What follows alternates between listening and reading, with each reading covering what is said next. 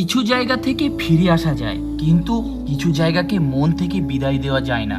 আজ দার্জিলিংয়ে আমাদের শেষ দিন।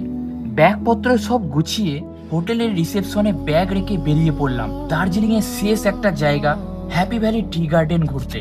আমরা যেহেতু কোনো গাড়ি বুক করিনি, তাই দার্জিলিং জু থেকে পায়ে হেঁটেই চলে এসেছিলাম। দার্জিলিং এসে চা বাগান না দেখলে যেন ট্রিপটাই অসম্পূর্ণ। চারপাশে সবুজ পাহাড়, চায়ের গাছ আর ঠান্ডা হাওয়া। সত্যি বলতে এই জায়গাটাকে বিদায় বলা একটু কঠিন ছিল।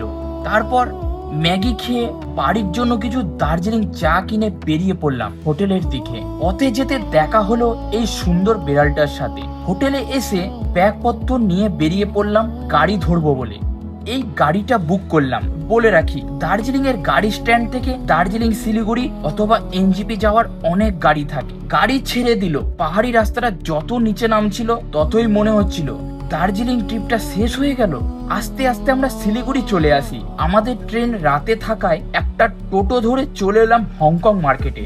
বেশ বড় মার্কেট। কিছু কেনাকাটি করলাম আর সাথে অবশ্যই পেট পুজো করলাম।